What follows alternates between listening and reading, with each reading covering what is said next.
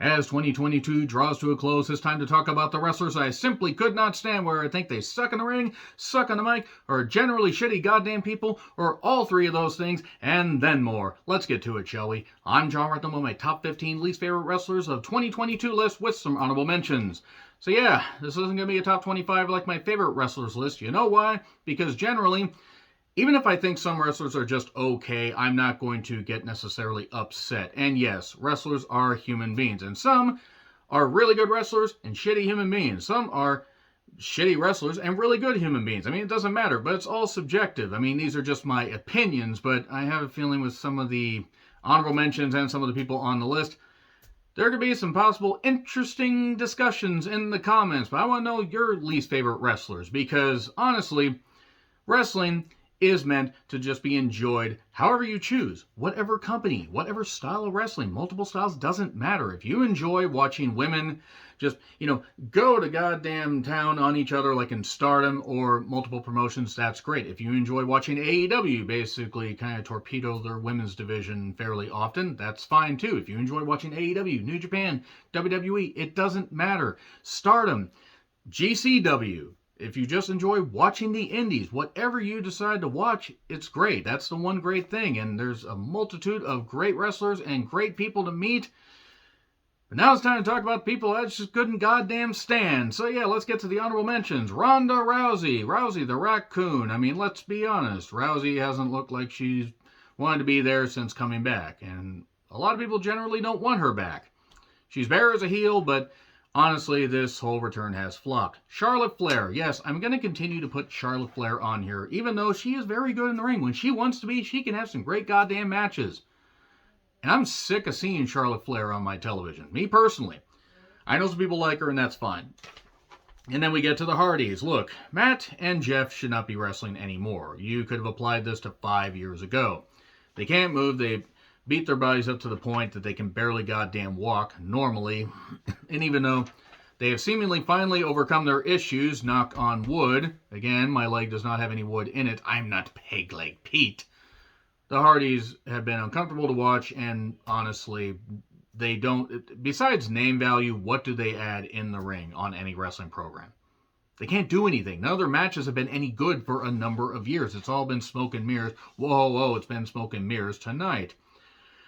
So yeah, the Hardys, can't stand watching them anymore. Even though I love the Hardys as a team during their heyday, and even when it was obvious they were slowing down, now it's just been a steep decline into the abyss. And no, I'm not talking about the monster abyss. Karrion Kross, I'll throw Scarlett in there too, even though they look like a great duo. Kross has been boring since coming back. Had a terrible match against Davey Boy Smith Jr. on the show that had Ric Flair's last ever match. And I'm sorry, but I don't care about this duo. And Chase University, I'm throwing it all in there. All of it. I can't stand it. It's not even anything against participants. The Chase University stuff is not good to me. And Baron Corbin gets an honorable mention as well. Why? Because he's Baron Corbin, and even though he is crisp and smooth and safe in the ring, he's not interesting. This whole pairing with JBL has been stupid. Number 15, Riddle. Riddle is insufferably good in the ring and also an idiot. And a complete goddamn moron when it comes to doing promos. And even though I know that he is a legit badass as far as his UFC, his UFC run and the fact that he is legit talented in the ring, can't stand him. Can't fucking stand watching him. Every time he shows up, I just want to freaking put my goddamn fist through a wall. So that's it. Okay. Number 14, Alexa Bliss. That's going to anger some people. I don't really care, because these are just my opinions. Alexa Bliss has had nothing of value as far as in the ring in a few years. And I know she's had injuries. I'm sorry she's had injuries. I know she's suffered personal loss. And I'm sorry for that. But she wrestles like she's made of glass. She doesn't look like she wants to be there. And I don't think it's necessarily a storyline thing. Even though there have been a couple matches where she's somewhat shown out, I mean, the Crown Jewel tag team match would be an example of that, and maybe even the Raw match before it. They've been few and far between. Generally, when I watch Alexa in the ring, I'm just like, okay, this is uncomfortable to watch, because there are women that are wrestling on the indies that could wrestle circles around her. Sure, it's not all about wrestling, and she sells a lot of merch. Congratulations. There are some suckers out there that will buy a whole bunch of merch. Sorry if you guys are Alexa Bliss fans. I'm sorry. She's not good. She's not good. And I don't think she's going to be wrestling much longer. She shouldn't be. Number 13, Pretty Deadly. Okay, they're fine in the ring. They look goofy. They act goofy. And it's not even a goofy like, okay, I want to see these guys beat up. Like, no, these guys are fucking stupid. The whole, yes, boy. I don't care how anybody generally is like in and out of the ring unless they're really shitty people, which I'll talk about in a bit. But Pretty Deadly, just it's stupid. It's a stupid gimmick. I don't like the fact that they were even able to become tag team champions. It's not a good indicator of where the tag team division is going to go. And while they aren't bad in the ring, every time they show up, I'm like, no boy, I'm going to tune out and tune back in when actual wrestling is taking place. Number 12, the Viking Raiders. I'll throw Sarah Race War Row in there too, Valhalla, and I know that might anger some people, but when you let your views bleed into social media and then you prove that you're just a goddamn bigot and a piece of shit, you're going to get called out for that, and she deserves to get called out for that. The Viking Raiders also were better as War Machine, and have not really meant anything for a while. They were fine initially in NXT, and ever since becoming the Viking Experience, and goddamn, that's still one of my favorite reaction videos that I ever did with Chris, aka the Terminator. Shout out, Chris, if you happen to be watching this. Hope you're doing well, brother. But the Viking Experience, oh god, it was so goddamn stupid. But yeah, the recent returning of, the Race War Row. And ripping off Max the Impaler, I might add. Very badly. Very, very badly. Because Sarah Rowe doesn't know how to be goddamn original. I mean, there are very few things original, but when you make something that blatant, fucking hell. The Viking Raiders and Valhalla, it further proof of how tag team wrestling really has dropped off a goddamn cliff in WWE. And there's been some really, really good tag teams. The Usos, who are not on this list, by the way, are really good at what they do. New Day, who are not on this list, who are really good at what they do. Even the Street Profits. The Creeds, others. There are other good tag teams out there. And I'm sorry, the Viking Raiders ain't among them. Number 11, Orange Cassidy. I wanted to put Orange Cassidy way higher than this, but there are so many other dumb fucks that have risen above as far as gimmicks or shitty people that people have moved above him. The Orange Cassidy stick, that is hard to say, as you can tell, has worn thin. Now he's doing the same stuff, and he did this. There you go. That's really all I gotta say about Orange Cassidy. There are people that like him, there are people that don't. Now we move on to number 10, Wendy Choo Choo. As far as ability, as far as a look, she shouldn't be on this list. Because she's good in the ring. That much has been clear. The whole footy pajamas, the sleepy gimmick, all that stuff, it's stupid. Whoever came up with it in creative deserves to be punched repeatedly with a sack of doorknobs until they stop moving. In my personal goddamn opinion. Now, that being said, Wendy Choo Choo, every time I see this gimmick, I think it's embarrassing for professional wrestling as a gimmick. As far as a person, she does not strike me as a bad person. But the Wendy Choo gimmick is abysmal. It's an indictment of how far NXT has fallen. Now, there are people that like it, and that's okay. I hope this goes to the main roster and flops so badly that they are forced to basically say, let's let her be herself instead of somebody in pajamas with a body pillow. And that match with Tiffany Stratton and pretty much any Wendy Choo match that she's had makes me think, this is terrible television. Really, really terrible television, and whoever came up with it deserves to be fired repeatedly into the sun, even though you could only fire somebody out of a cannon into the sun once, because you can't have them go around like they're goddamn Superman. They pretty much come back, or like their Lightyear. That Lightyear movie, that deserved more love than it got. Wendy Choo, the gimmick does not deserve more love. The talent? Sure. Number 9, Hit Row. Hit Row, Hit Row.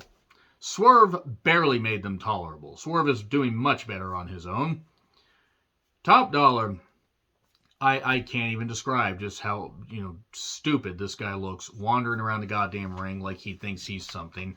And sure, they got re-signed. B-Fab, who I'm just can't even, she has a look. So do a lot of other people. she doesn't even look like she could find her left foot or tell the difference between her left foot and her right foot, or, left foot, right foot, always better than the right one. Doo-doo. And Ashante de Adonis has gone on a lot of shit lists for bailing Velveteen Dream out of jail. Why would you do that for a guy that's clearly guilty? But outside of that, name one positive that this trio has brought. They bring nothing to SmackDown. They did a rap initially when they came back, and it was so badly received, nobody cared. They won't let them rap again. You know why? Because, as the West Texas redneck said, oh, I hate rap, oh, rap is crap, oh, I hate rap. Not all rap. There's a lot of good rap. Hit Row, though, whenever they show up, I get actively angry because I think there are talents on the indies that are busting their asses. They could have a spot like this. They can make a spot like this work. Maybe not with this gimmick, because this gimmick is absolute death. And these, I guess, Ashante isn't bad. Put him on his own, he'd be fine. B-Fab, I guess, in the corner is fine. Top Dollar adds nothing. This group adds nothing. Speaking of adding nothing, number 8, Theory. And I know that people are going to say, oh, but Theory's good in the ring. Sure, but he's boring and bland and isn't interesting. Oh, but he's fired up now because he's not a kid anymore. Okay? Still not fucking interesting. There are people in the company that are bound and determined to make him one of the guys. It's stupid. I think it's going to backfire. I won't doubt his ability in the ring. And I won't doubt my ability to basically want to take a nap every time Austin Theory talks or wrestles. Speaking of wanting to take a nap, or maybe getting actively angry, number 7, Dominic Mysterio. Yes, Dominic seems nice. And I'm sure he is. Dominic Mysterio is one of the worst second-generation wrestlers that has existed. Ever in wrestling. At least in mainstream wrestling. Nothing this guy has done in the ring has made me think, wow, that's really good. I hate the fact that Seth Pheasant Rollins made him look so good at a SummerSlam. I believe it was the 2020 SummerSlam. Yeah, let's do that. Oh, wow, Dominic's going to mean something. And then he won the tag titles with his dad. Now he's part of Judgment Day and all this and whatever. Every time I see him, I just think, God, I need to go feed the producer, a.k.a. my cat. I need to go do laundry. I need to go do literally anything else. Maybe I got to set something on fire. Like the creative staff members that keep thinking that Dominic Mysterio should be on a mainstream wrestling broadcast. Number 6 is Chase Owens. What else do I need to say about Chase fucking Owens? The human NyQuil equivalent in New Japan. Sure, he can work. You find a bunch of other people on the indies that can work that don't have the laundry list of problems that Chase, I'll just pretend you said 18, Owens allegedly has. Like, he's not worth the trouble, and I'm sorry. To watch this guy get featured, even if it's in tag matches. I mean, when Bad Luck Fale has to, is in a tag match and isn't the most embarrassing thing to watch in the ring, that's saying something. And Fale is just because his knees are shot. Chase is just a goddamn idiot. And apparently likes the vanity search because he's done it to multiple people, and they don't exactly understand why, if you're a wrestler and you can't take criticism, why you would do that. But please, by all means, everybody vanity search. Everybody vanity search and get upset at one wrestling fan making a video. Please get upset about that. Because there are people that are saying way worse things. But anyway, nevertheless, yeah, Chase Owens is number 6. Gallows and Anderson, the Good Burrs, home of the Good Burrs. Maybe we take your order. Their time on Impact was terrible. Their time in Impact, or their time bringing the Impact stuff to AEW was terrible. And their time, basically screwing over New Japan to be in WWE as part of the OC, the original club. The only club that matters. They're not funny. They're not good in the ring anymore. Carl Anderson's been living off that 2012 G1 Climax Finals, appearance for 10 goddamn years. And that was only because of the lack of talent that New Japan had, because there's no reason somebody like Carl Anderson should be anywhere near the finals of the G1. Yeah, they were good as Gallows and Anderson initially, I guess. And they started the Bullet Club, which I will never forgive them for, because the Bullet Club is the most overrated stable in modern wrestling history.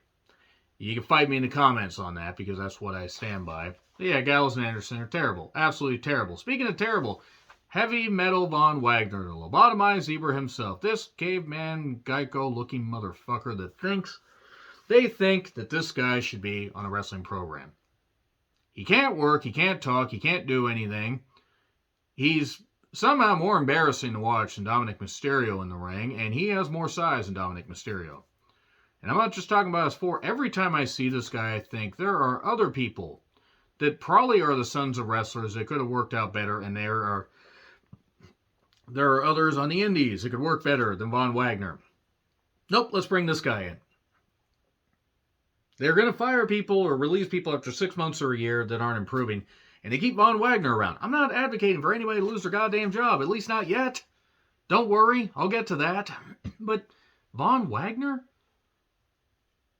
Every time I watch him, I'm just like, this is terrible. Why hasn't NXT been pulled? By the way, enough WWE stuff. That's it for WWE. Because there are others that are worse. Number 3, House of Torture. Show, could have been a great heel. Does the same shit. Evil, could have been a great heel. Does the same shit. Yujiro Takahashi is also there. And Dick Togo. I know it's Dick Togo. And all the stuff that goes on with the House of Torture, it's terrible. It's abysmal. It's goddamn abysmal. And even if they ended at Wrestle Kingdom, it still deserves to be mentioned here. It's been terrible. It's either Dick Togo or Gato that have been booking the goddamn thing, and it's abysmal. It's abysmal. Abysmal programming, even though, since it's not on television here in the U.S., but come on. New Japan needs to be smarter with this. You can create a heel faction. You can do some stuff, but when it's the same repetitive stuff, the lights go out like we're 5 back in the late 2000s. Anybody that remembers that song will be amazed. Baby, when the lights go out. But let's have Show use the wrench. Let's have everybody do this. Let's have the ref bumps. Let's have Dick choke from behind. Let's do all this stuff. Let's have Dick repeatedly insert himself from behind. And then Dick getting pounded in the goddamn ring. I'll keep saying this stuff to make it uncomfortable for everybody. House of Torture is terrible. Absolutely terrible. Speaking of terrible, Tyrus, the terrible wrestler, is number 2. The current NWA World Heavyweight Champion. I would like to once again reference the fact that, NWA has basically just fallen into a pit despite the talents that they have.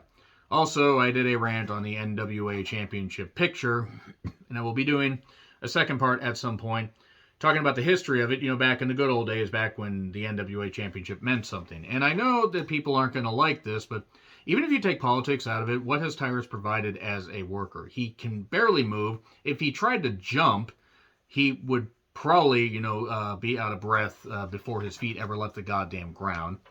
He's almost 50, and William Patrick Corgan seems to think, if you don't like this, don't fucking watch. Well, don't worry, Corgan, nobody's really watching your program anyway.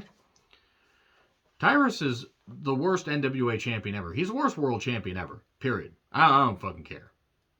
Great Khali wasn't nearly as bad. Others weren't nearly as bad because Tyrus, he'll get the Fox News demographic in. Great.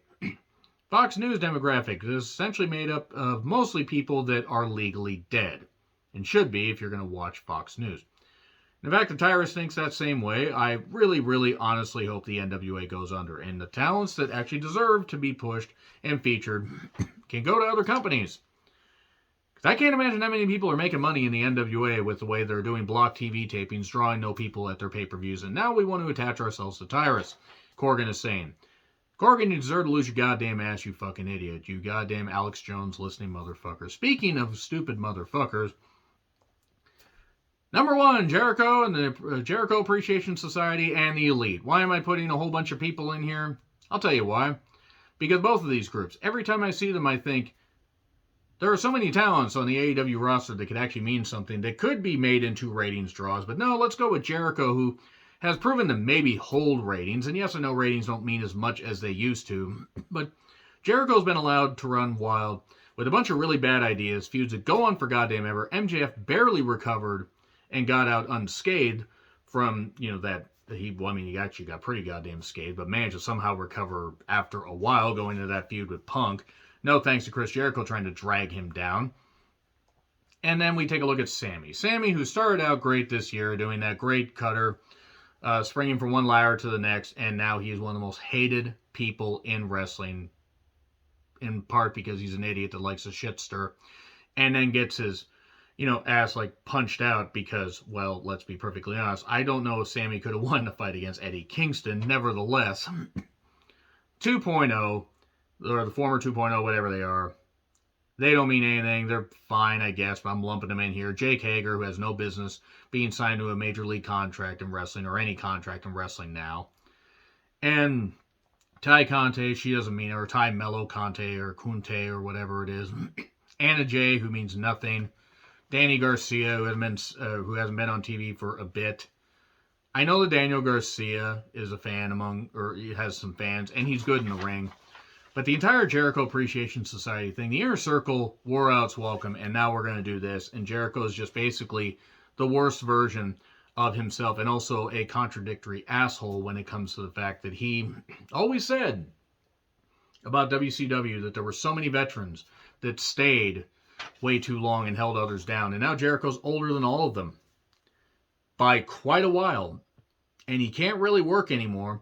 He's not adding anything, good as far as creative or matches. And some fans are starting to see through it.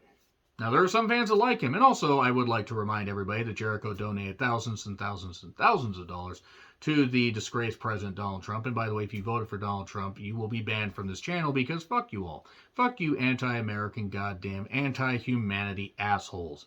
But yeah, his wife and mother-in-law were there on January 6, 2021.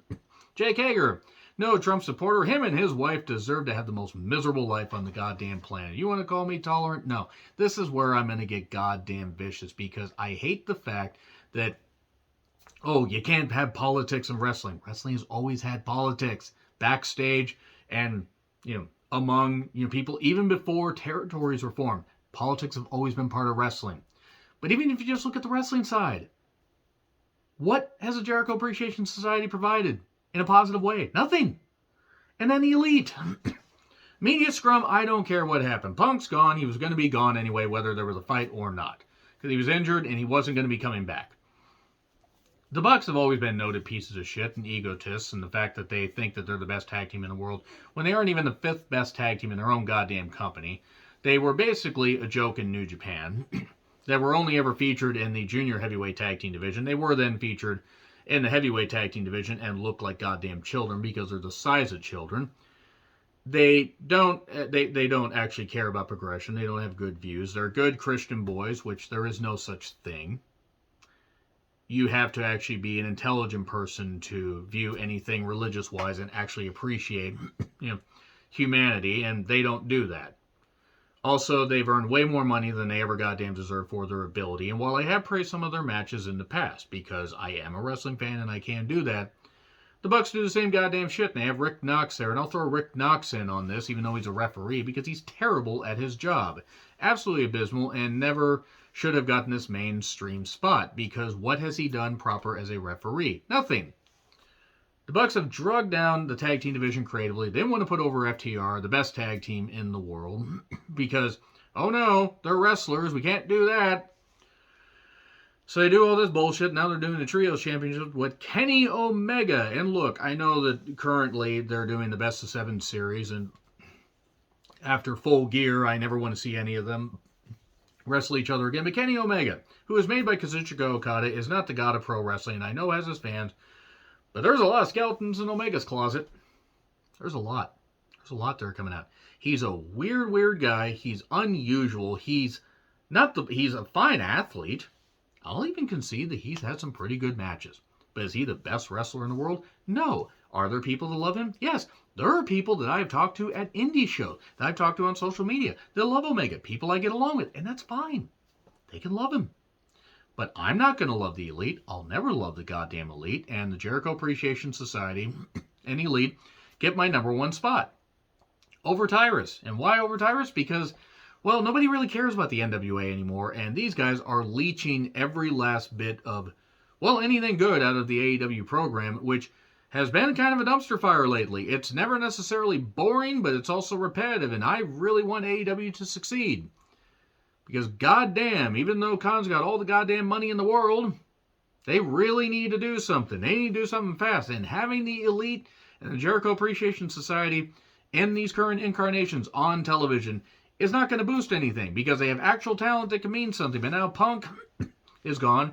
Danielson means nothing. He's going to be retiring probably in the next year or 2. Claudio doesn't mean anything, and so many of these young upstarts, MJF, Ricky Starks, Hobbs, and hell, even Wardlow, even though Wardlow, I think, is almost in his mid-30s, probably need to try and look at greener pastures or other pastures. I hope AEW succeeds, but if it does, it will be in spite of Jericho, Jericho Appreciation Society, and the Elite. On that note, let me know your thoughts in the comments. Like, share, subscribe, Twitter handle in the description. I'm John Recklin. I'll see you soon.